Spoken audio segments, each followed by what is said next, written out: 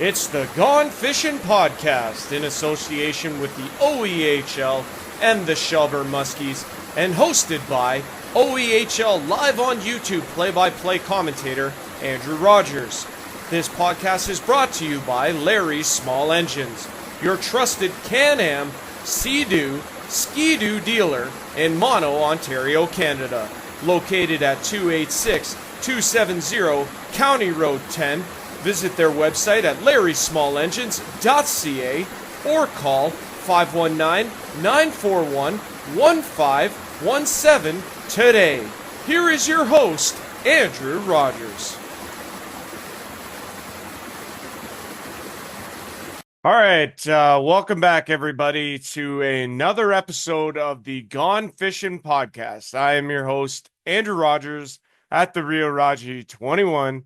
Great to have you back for another episode. We are 7 days till Christmas. Why don't we start off with this? The next episode of the Gone Fishing podcast, which will normally take place, it usually comes out every Thursday, but we're going to do a special episode drop next week on Christmas Eve, and it'll be Christmas themed, and it'll be a lot, but we'll have some good stuff in there, very Christmassy and celebratory and that sort of thing. But we will, like I say, have an episode next week, and it will be on Christmas Eve. It will drop in the morning like it always does on Thursdays, 10 a.m. And we'll do it on Wednesday next week. So that'll be Christmas Eve on the 24th at 10 a.m. for the next episode of the Gone Fishing podcast. But yeah, this week's episode, it's a good one. Got a lot of stuff to cover. And we have our interviews, of course. This week we feature number 13 Keith Palmer and number 71 Alessandro Nicastro, and should be it's a great interview. We'll get to that in a little while.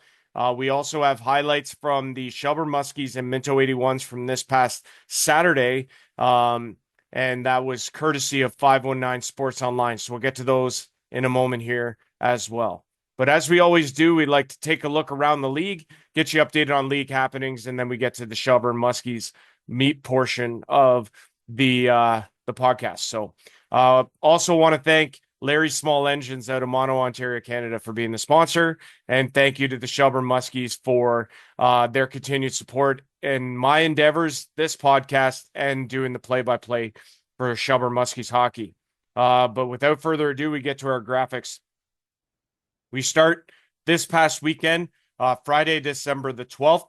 It was Seaforth over Petrolia at the Greenwood Rec Center. Seaforth winning 3-2. Elsewhere in the South Division, you had the Tavistock Royals going into Elora and taking the back half of that home and home, 6-2 over the Elora Rocks at the Jefferson Elora Community Center. As you guys could see there. Over in the north, there was one game, and it took place in Durham at the Durham Community Center and Arena. Thundercats, another big victory. They continue to pile on the goals. They are up to 76 goals for this season and through 10 games. 9-3 victors over the Coyotes in that one. Over to Saturday, we start in the south. There was 4 games.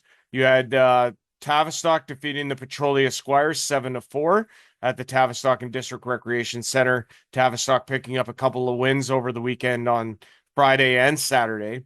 The Tillsonburg Thunder winning in a shootout over the Milverton four-wheel drives by a score of 3-2. That one at the Tillsonburg Community Center. Elsewhere at Seaforth, Seaforth and District Community Center also saw a shootout. Seaforth Centenaires defeating the Aaron Outlaws defeating the Seaforth Centenaires 3-2. Aaron just complete wagon at this point. They continue to roll. And elsewhere in the south, it was the Dunnville Arrows taking care of their home ice, 7-1 over Delhi. Dunnville now back to 500. They are 6-6. Before we get to our Saturday scoreboard, we will show you highlights of the Minto 81s and the Shelburne Muskies, courtesy of 519 Sports Online. It's Saturday night OEHL action as the Minto 81s get ready to take on the Shelburne Muskies. Let's hit the ice from the Palmerston District Community Center.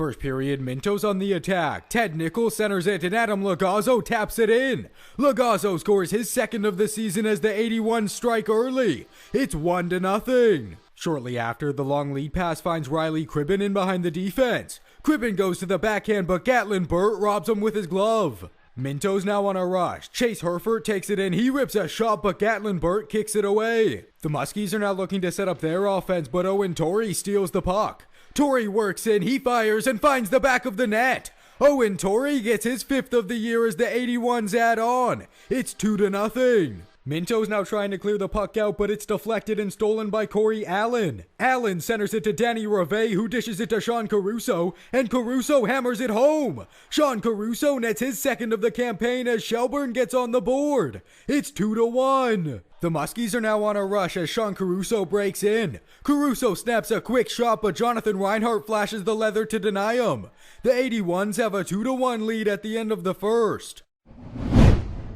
Second period, Minto's back on the attack. It's played down to Caleb Warren and he gets trapped along the end boards. Warren keeps at it and he gets free. He throws it on net and Trent Verbeek snipes it past the goalie. The 81s answer back. It's 3-1. Minto's now looking to add on as Ted Nichols skates in. He fires a shot but it's deflected. Craig McCaig picks it up. He finds Owen Torrey who sends it to Adam Lagazzo and Lagazzo fires it home far side. Adam Lagazzo scores his second of the game and the 81s keep rolling. It's 4-1. The Muskies are now looking to respond. It's sent down to Kyle Burke. He crosses it. The first shot is fanned on. But Keith Palmer picks it up and he buries it.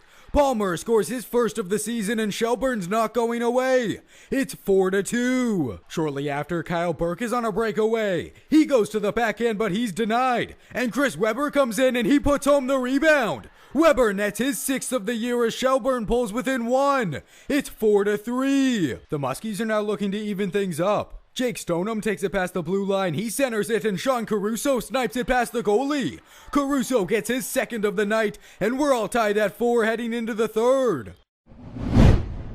Third period, Chris Weber plays it off the boards. He fires a shot but it's kicked away by Jonathan Reinhart. And now Minto has an odd man rush down the ice. Ted Nickel crosses it to Caleb Warren, but Gatlin Burt swallows it up. The 81s now win the offensive zone faceoff. It's centered for Chase Herford for the one-timer, but Gatlin Burt flashes the leather to keep it out. Minto's now looking to break the deadlock. Chase Herford dishes it to Blair Butchert. He finds Riley Cribben and Cribben puts it top shelf.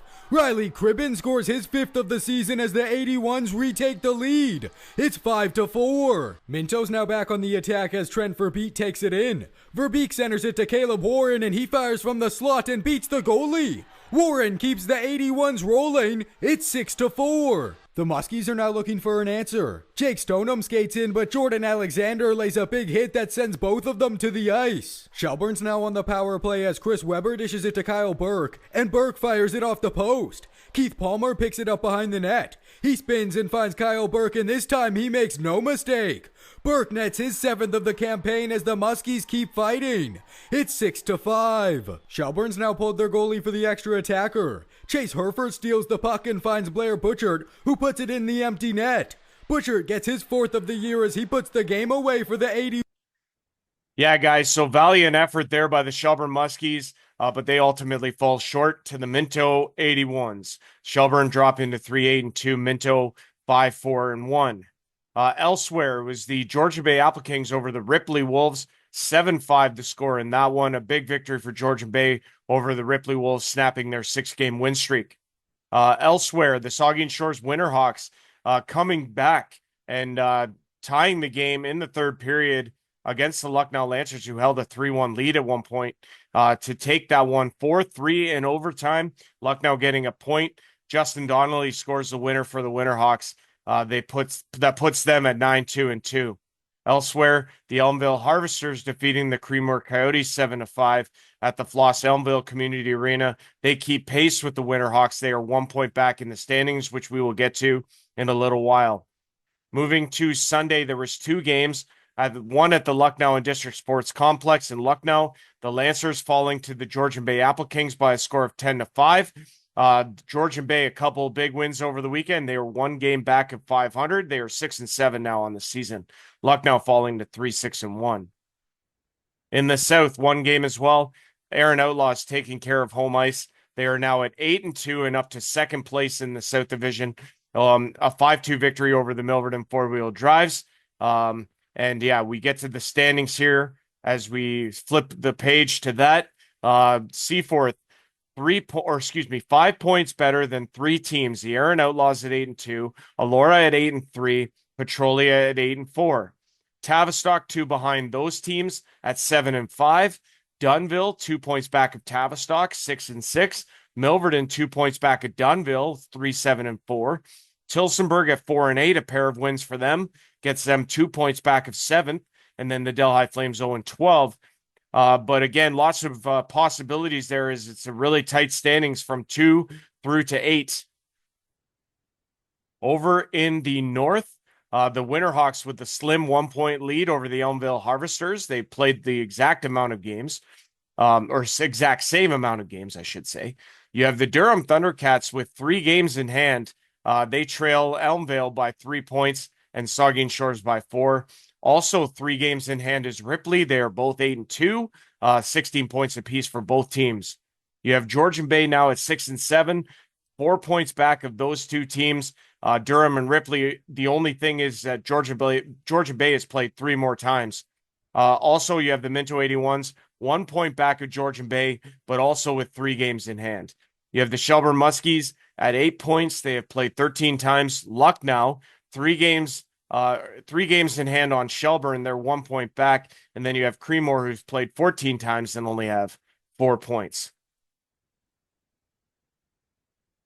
Yeah, guys. So without further ado, we're going to look at a next graphic here as if the playoffs started today. And this is really fascinating stuff. So I want to make sure that I'm taking you through this graphic here. The OEHL playoffs in the North Division and the South Division as it lines up currently, as the current standings would indicate. So your top seed on the south side would be the C4 Centenaires. They would get either the Tillsonburg Thunder or the Delhi Flames. There's a play-in series to determine the 8th seed between the 8th and the 9th seed currently in the South Division standings. The 8th seed right now being the Thunder, 9th seed being Delhi. So they would play a play-in series to determine the 8th spot. Elsewhere, the Milverton four-wheel drives as the 7th seed would get the Aaron Outlaws at the 2. You would have Elora and Dunnville, and then Tavistock and Petrolia. What I'd like to say at this point is, who do you think would come out? What matchup would you most like to see? And who do you think takes the South Division title at the end of the day? Really intriguing questions. As we look at the north side, number 1 seed currently, Saugeen Shores Winterhawks. They would get either the Lucknow Lancers or the Creemore Coyotes. Lucknow in 8th, Creemore in 9th currently. They would play a play-in to determine the 8th. The 7th seeded Shelburne Muskies would take on the Elmvale Harvesters in a matchup of 7 versus 2. You'd have the Georgian Bay Apple Kings and the Ripley Wolves, a matchup of 5 versus 4.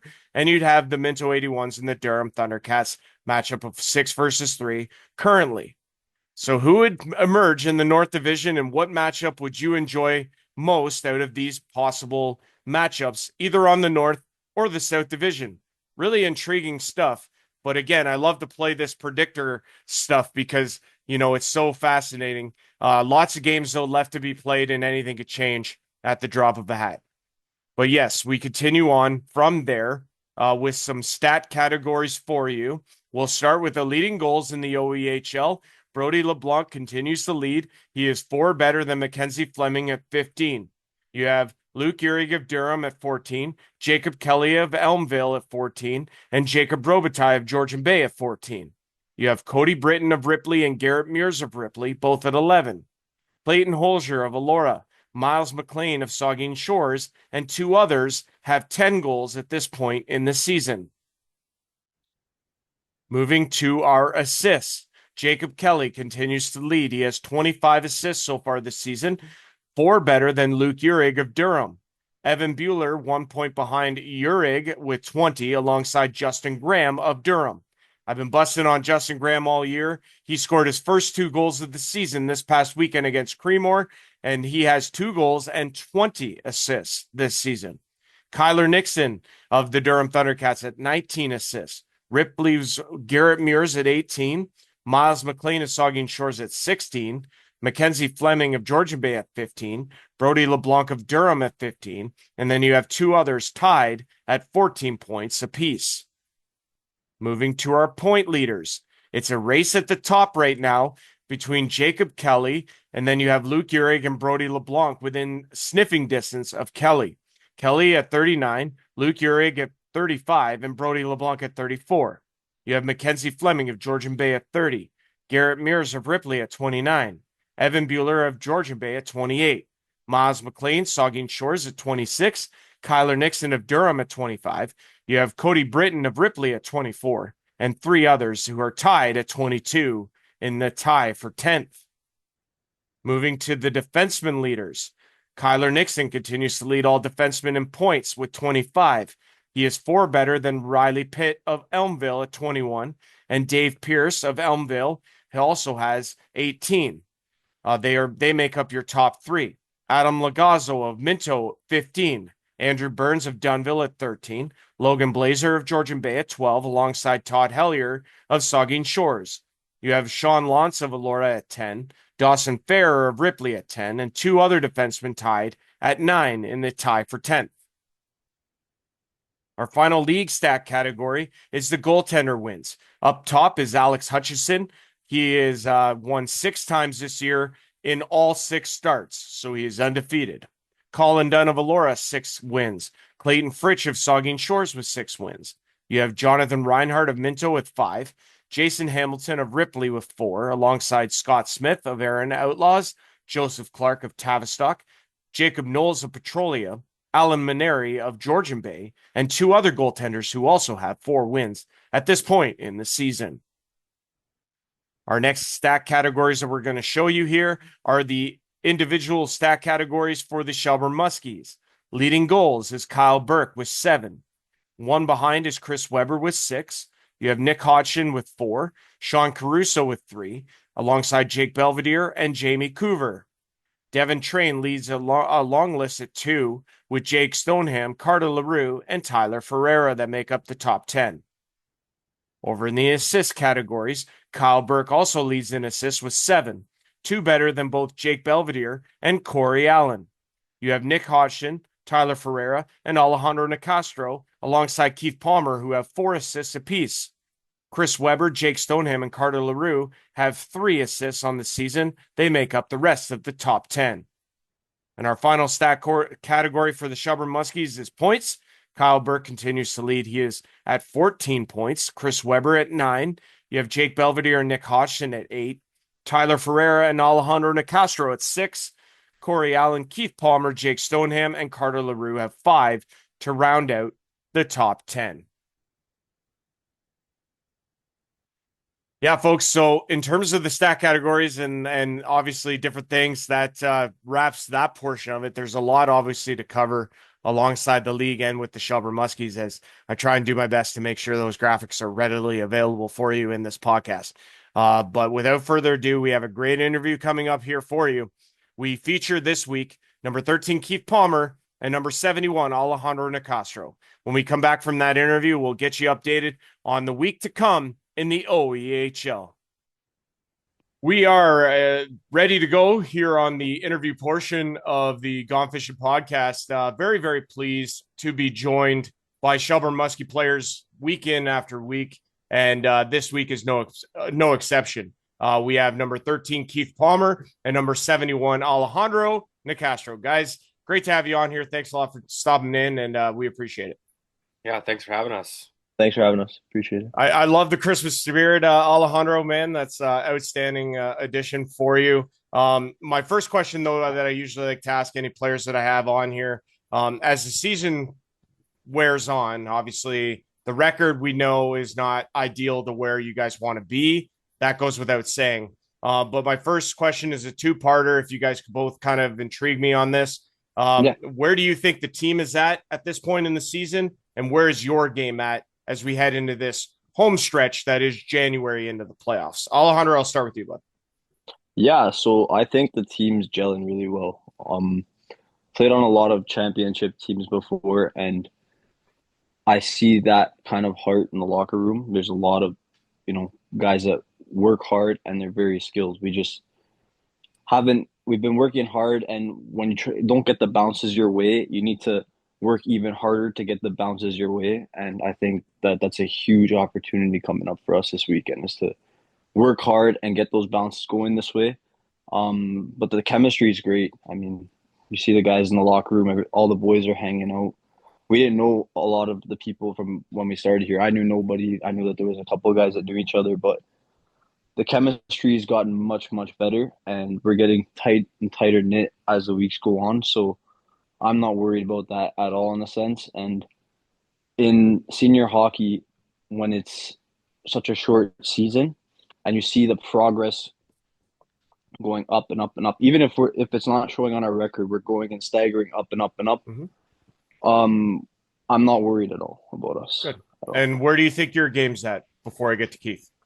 Yeah, my game, I wanna put a little bit more points on the board. I think I'm at just under half a point a game. So for my personal perspective, just a little bit more productive, but getting more shots on net now. I'm more comfortable with the puck. A lot of the games earlier on in the season, I wasn't sure what to expect jumping from, college and junior to senior hockey.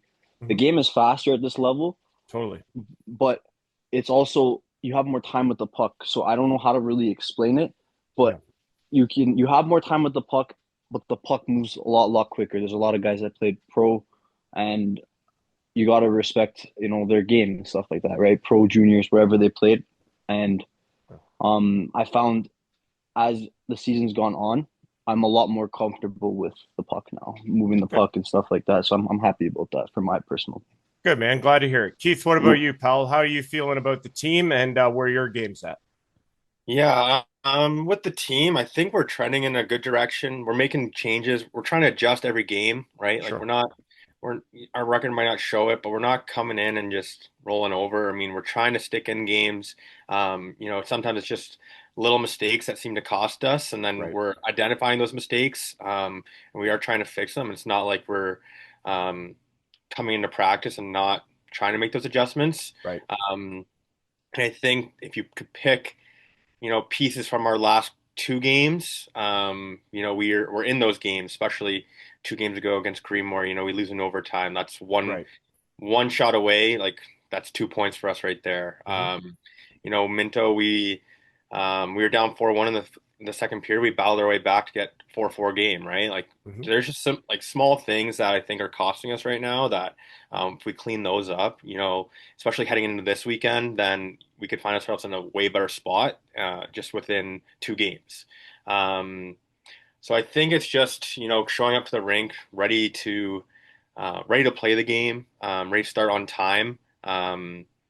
And not trying to get behind the 8 ball early, sticking in games and making sure we're keeping our foot on the pedal instead of kind of once we're in a game, kind of dropping back a little bit and just make sure we're battling the whole 60 minutes.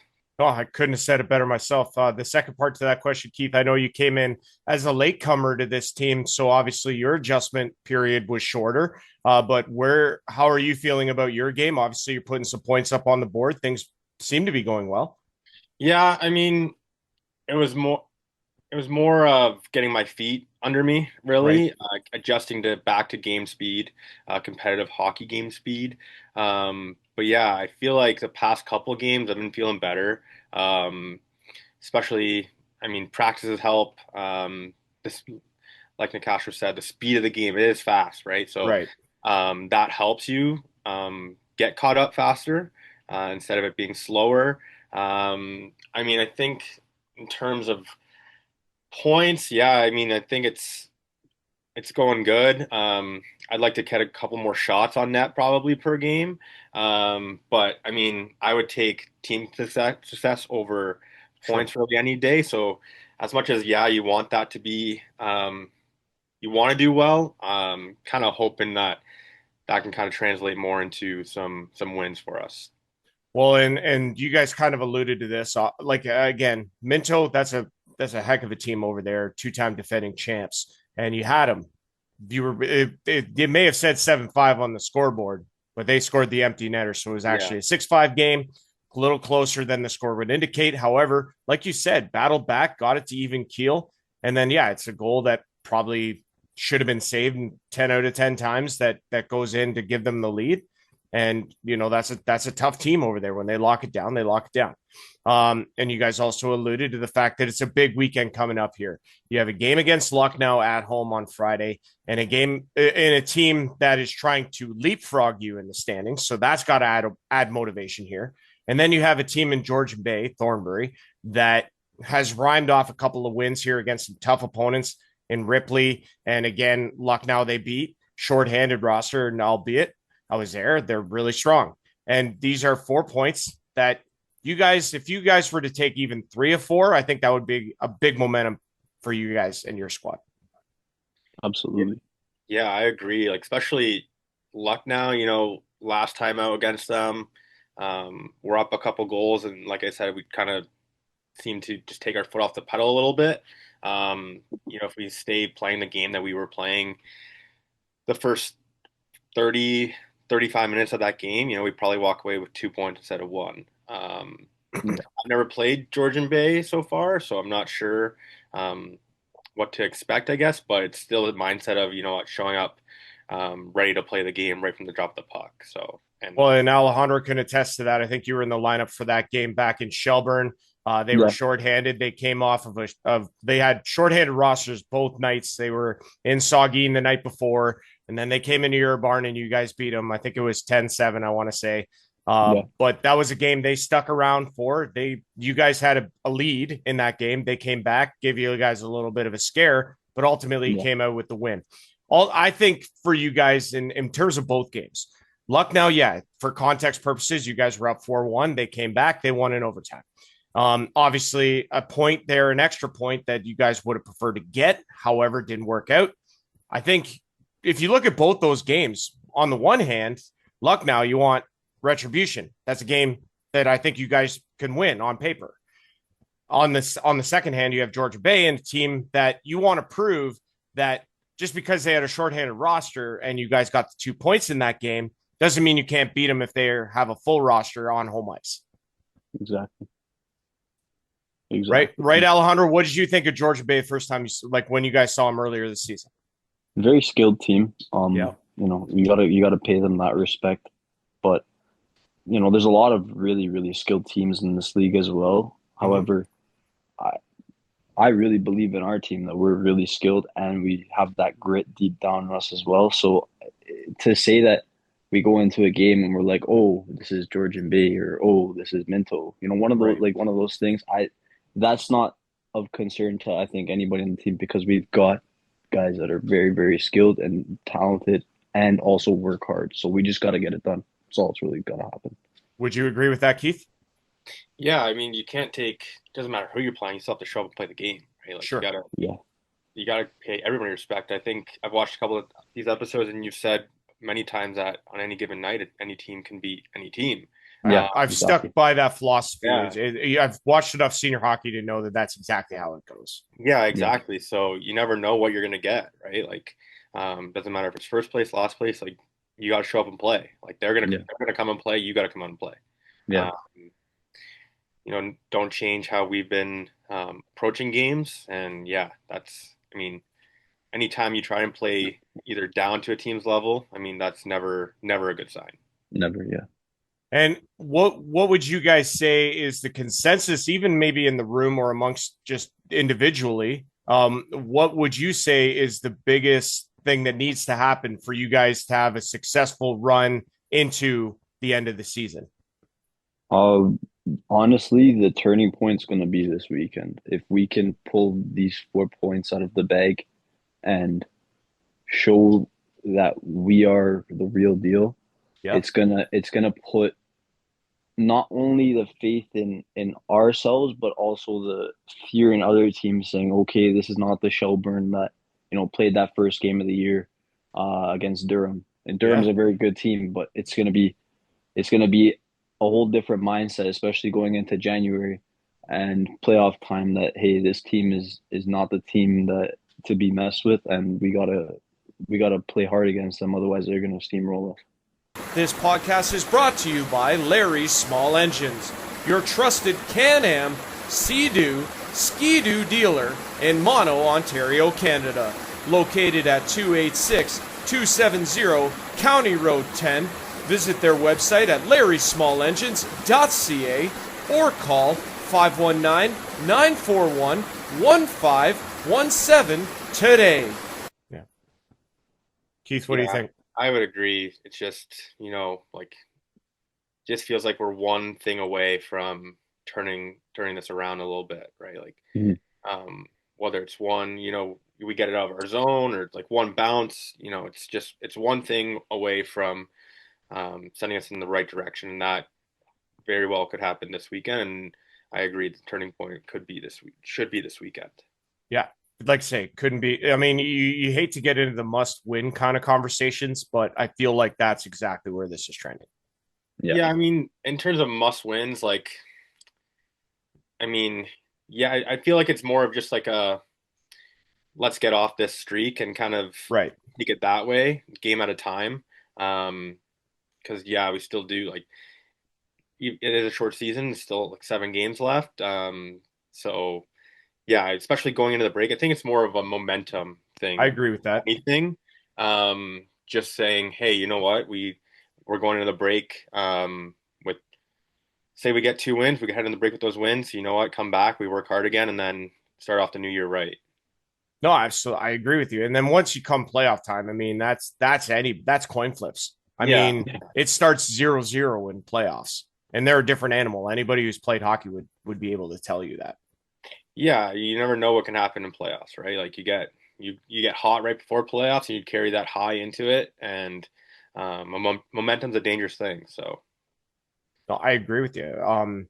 It's just going to be fun. Like this home stretch to the playoffs is going to be fun. There's going to be a lot of moving pieces. The North Division is very, very strong, and it's just good hockey all around. I've watched a lot of your guys' games and been, fortunate enough to watch some really good players. Obviously, you guys have had up and close personal experiences with a lot of players on your team. Has anyone stood out? I know Kyle Burke has just been unreal. We had him on the podcast last week. He's up to 14 points, leads all Shelburne Muskies in scoring.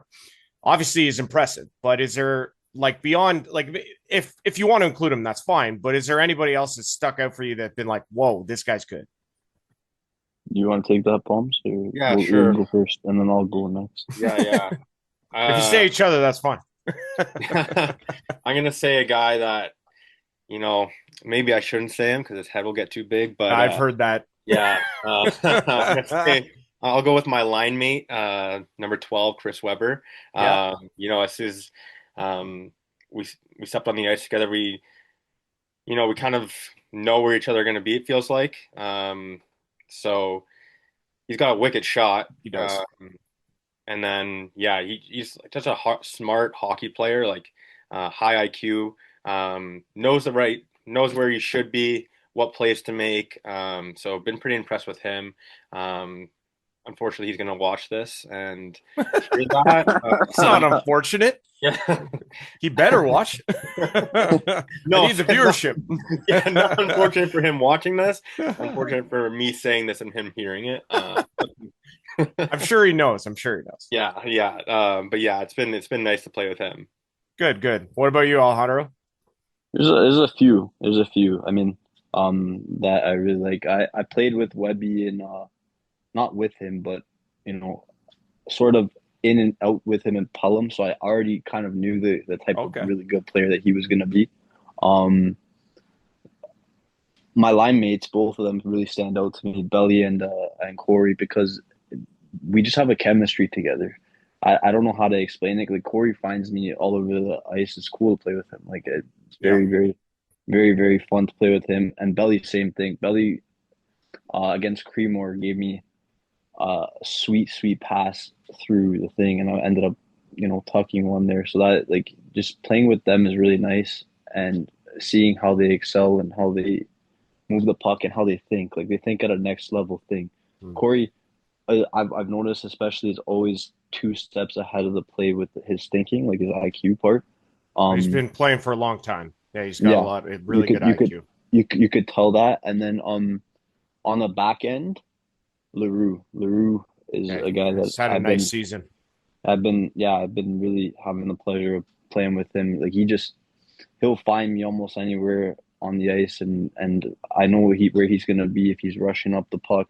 It's really a joy to watch him play and practice with him as well. So Nice. and Yeah, Webby and Palms too, like they're very skilled guys. So yeah, I said kudos. more than one, but yeah, No, that's there's good. I like that. It's always interesting, when you start to bring that conversation about, guys talking about other guys in the team and just kind of being able to sing their praises because they deserve it. Like yeah. that's what I love about covering this league, right? Is that you get to cover guys like such as yourselves and others that are just outstanding. When it came to this league, did you guys know any other players like in the league that you've kind of reconnected with as like hey, you play on this team, that's cool. Yeah. You want me to go first, Palms? Yeah, sure. You can go. Yeah. So I skated a lot with Logo in the summer. Adam He was actually Lagazzo. Adam Legozzo. Yeah, he was on our team for the first 3 games, and that guy's just a special talent. He's a good guy too off the ice. Yeah, great guy off the ice. Just honestly, like some of the stuff I was watching him do when he was even playing with us, just crazy. So it's when we played against Minto this weekend, had a huge giant respect for his game. You take one step on him the wrong way, you're gonna get burned. So you He's got got to a lot of play, skill. yeah, you got to play him very smart. So that's the one guy that I knew. Other than that, there hasn't really been many No. How other about you, guys there. Keith? Um, I only person I knew was LaRue. Okay. We played junior back in Niagara together, back when we were at school. So we were on the same team. We played 2 years there together. And yeah, he was the only one I really knew. So he's kind of how I heard about the team and I came out for it. So yeah, it's been cool to kind of reminisce on those days. It kind of Sure. honestly feels like they've all just kind of blended together. It kind of feels like Right. he's a guy where you can talk to him. Maybe you don't talk to him for a little bit, and then you catch up a little bit, and it's like you never miss a step. I So love that. yeah, Yeah, it's been good.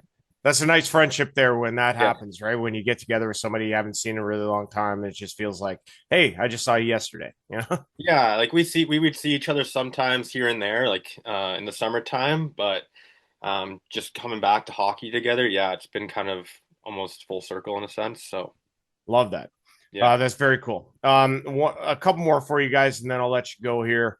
Talking with number 13, Keith Palmer, and number 71, Alessandro Nicastro of the Shelburne Muskies.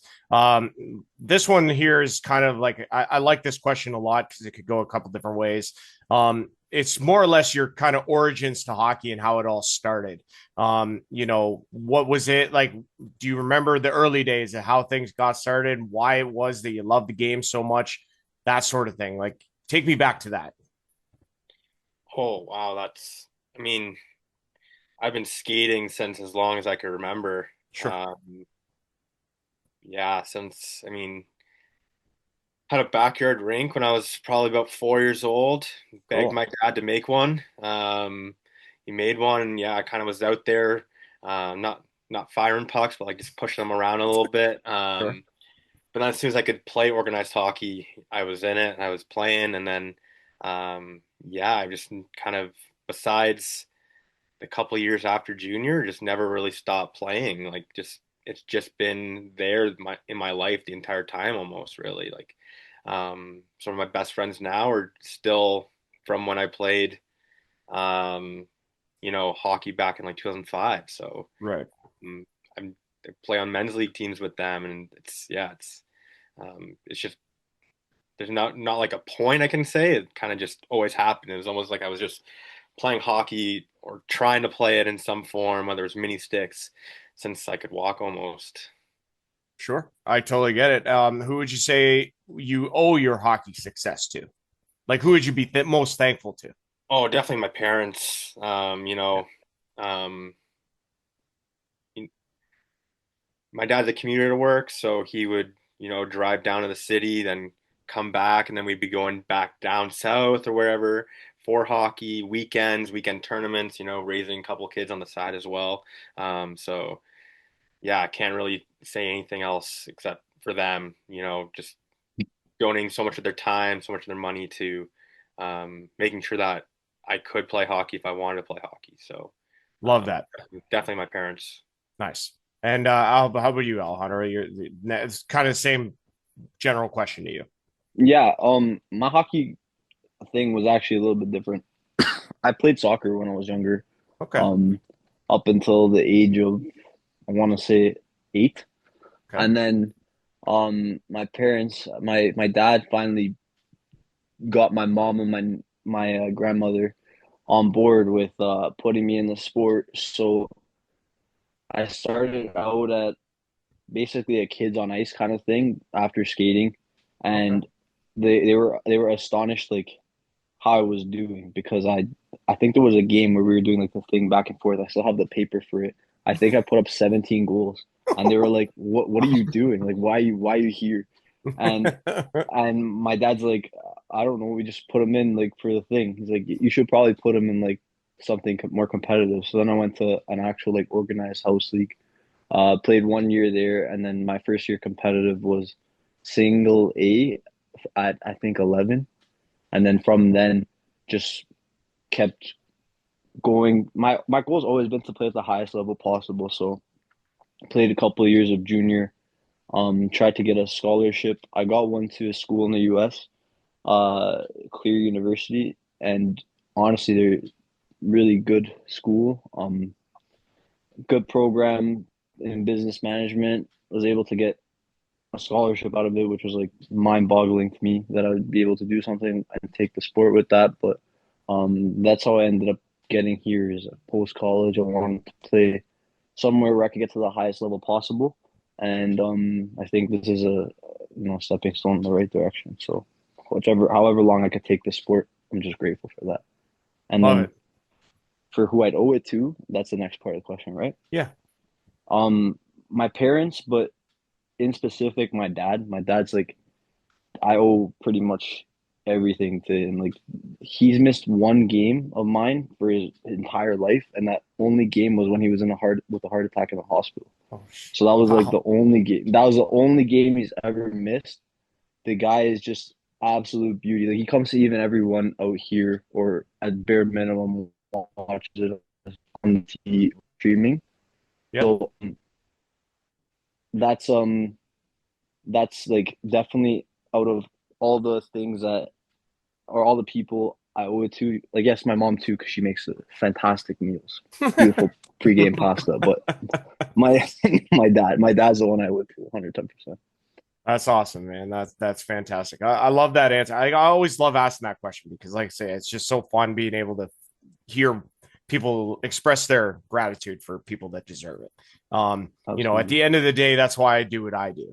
To be able to showcase you guys and do the streaming so that I can showcase the talent that you guys put on the ice day in, day out, game in, game out. It's just fantastic to watch. Fellas, this has been an absolute pleasure. We've been talking with number 13, Keith Palmer, and number 71, Alessandro Nicastro of the Shelburne Muskies. The next time you could see them is Friday night at the Center Dufferin Recreation Complex in Shelburne against the Lucknow Lancers. And then they travel to Thornbury to take on the Georgia Bay Apple Kings on Saturday at 5:30. Guys, absolute pleasure having you on. Thanks a lot for doing this, and we'll see you guys on Friday. Take care. Yeah, thanks for having us. Thanks for having us. Yes, that's correct, everybody. Want to thank again Keith Palmer and Alejandro Nicastro for joining the Gone Fishing podcast this week and making a tremendous interview. That was an absolute pleasure speaking to those guys. It was a lot of fun for me, and I hope you guys did enjoy that as much as I did. On to the week upcoming. A lot of games before Christmas here, and we'll get you teed up for those games. It starts on Friday, December the 19th in the South. One game. It'll be the Dunnville Arrows taking on the Elora Rocks. That is an 8:30 start at the Jefferson Elora Community Center. The Dunnville Arrows at 6-6, the Elora Rocks at 8-3. Over in the North, 3 games on Friday. Lucknow is in Shelburne to take on the Muskies at the Center Dufferin Recreation Complex. It's an 8:30 start. Lancers at 3-6-1, Shelburne at 3-8-2, 1 point separating these two teams. You have the Minto 81s traveling to Durham to take on the Thundercats. Durham absolutely on a heater right now. Minto looking to stop them in their tracks at the Durham Community Center and Arena at 8:30. Possible game of the week here, the Ripley Wolves. Again, another heater of a team right now. However, they had their 6-game win streak snapped last week. But they go into the Plex in Port Elgin to take on the first place Winterhawks at 8:30. Should be a dandy of a contest. Moving to Saturday, December the 20th. In the north, Shelburne Muskies traveling to Thornbury to take on the Apple Kings. That's a 5:30 start. Elmvale will then travel to Creemore to take on the Coyotes. 7:30 is the start time. Elmvale 9-3-1, Creemore 2-12. And then finally in the north on Saturday, the Ripley Wolves traveling to Lucknow to take on the Lancers. 7:30 start time at the Lucknow and District Sports Complex.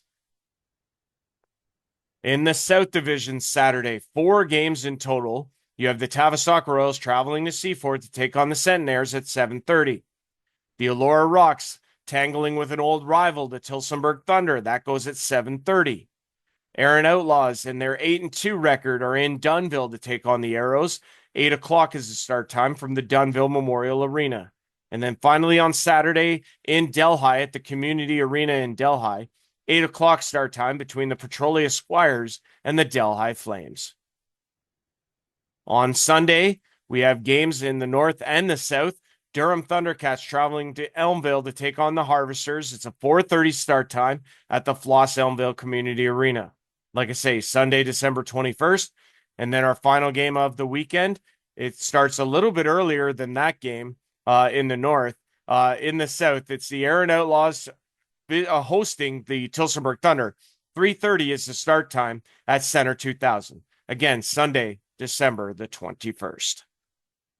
Our final graphic that we want to show you on the Gone Fishin' podcast this week is where I'll be this weekend, where you can watch live streaming of OEHL hockey on YouTube at the Real Raji 21. 2 games that I'm covering this weekend. That comes up on Friday, December 19th, Lucknow at Shelburne, 8:30. And then on Saturday, Shelburne travels to Thornbury to take on Georgian Bay. That's a 5:30 start. You can watch both of those games at the Real Raji 21. Should be a blast. But yes, that's it for me on the Gone Fishin' podcast. It's a lot of stuff, a lot of information, but I just try and get all of it to you as best that I can. Remember, next week, it's an earlier episode of the Gone Fishin' podcast. It'll be on Christmas Eve, Wednesday, December the 24th. It'll be a 10 a.m. Episode drop for you. And it'll be Christmas themed, of course. And we'll obviously update you as we head into the Christmas holiday.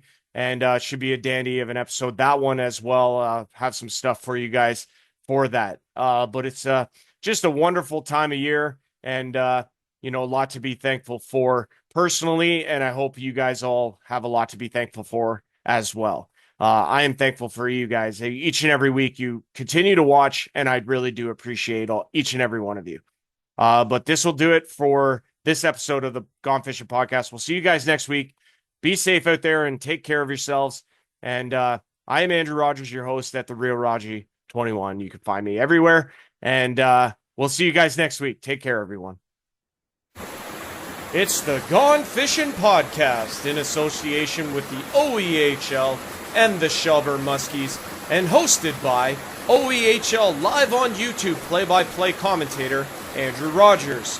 This podcast is brought to you by Larry's Small Engines, your trusted Can-Am, Sea-Doo, Ski-Doo dealer in Mono, Ontario, Canada. Located at 286-270 County Road 10. Visit their website at larrysmallengines.ca or call 519-941-1517 today.